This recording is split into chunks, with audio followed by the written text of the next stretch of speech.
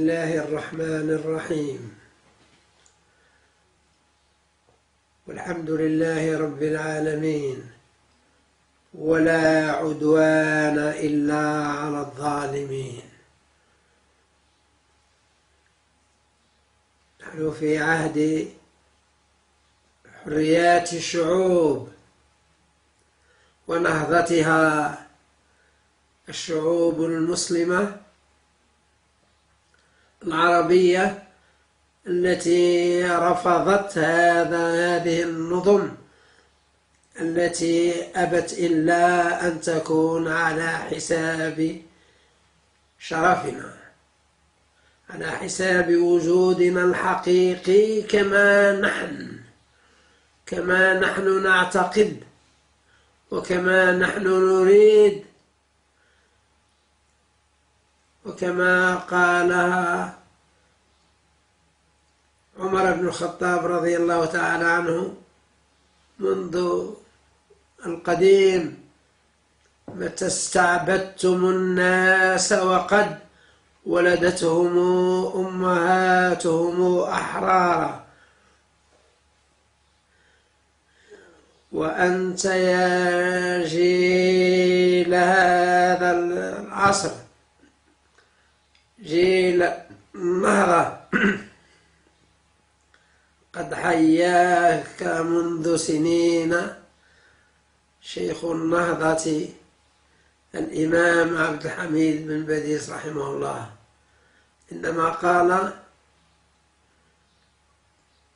يا نشأ أنت رجاؤنا، وبك الصباح قد اقترب، خذ للحياة سلاحها، وخذ الخطوب ولا تهب. انطلاقا من الشعب التونسي الشهم الأبي، وأخيه الشعب المصري، ثم الشعب الليبي الذي يقف هذه المواقف التي استجاب لها شعوب العالم. وبهذه المناسبة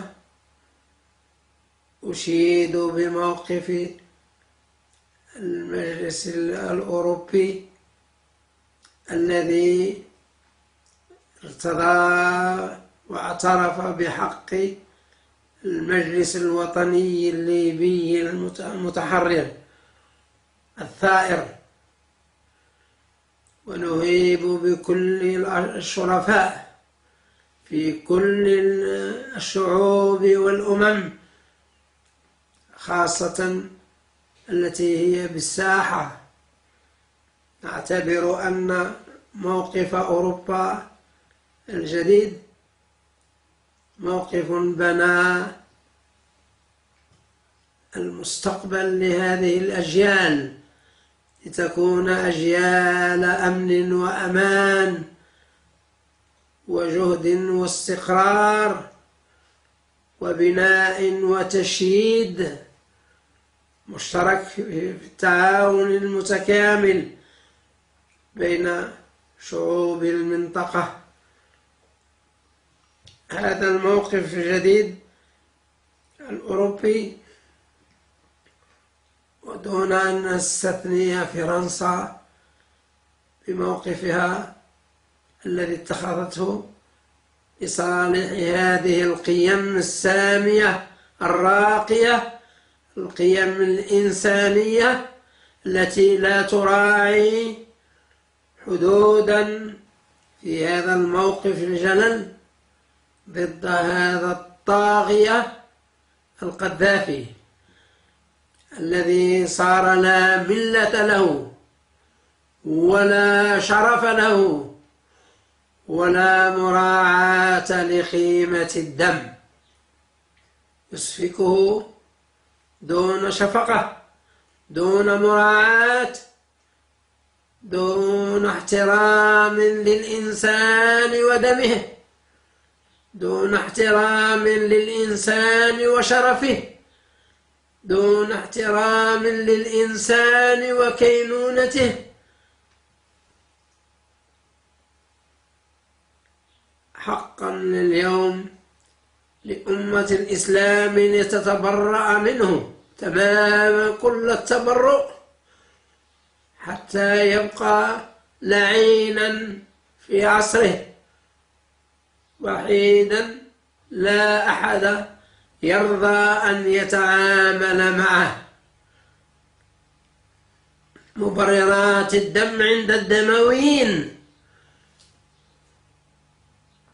ظنونا أننا رضينا بالدونية، ونحن شعب لا يرضى بالدونية إطلاقا حتى الساعة.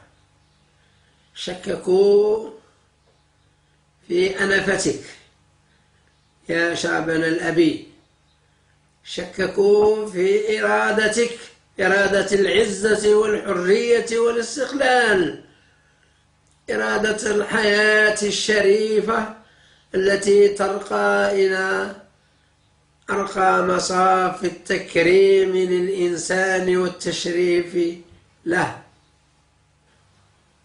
أيها الشقيق، الشعب الليبي حباك الله بهذا المجد وهذا التوفيق أن ثبت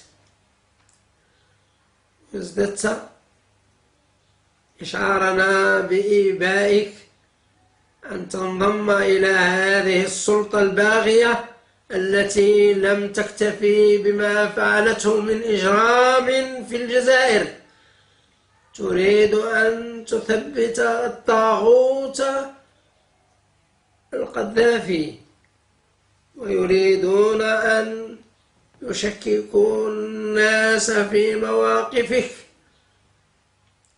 أولئكم الذين مشوا على هذه الطريقة الآن حصحص الحق،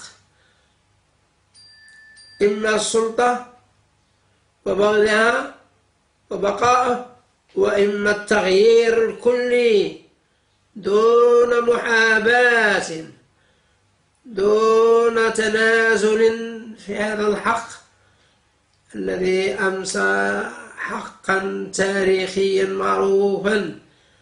السلطة سلطة مع بغيها وظلمها لا نقبلها مهما كانت وممن كانت.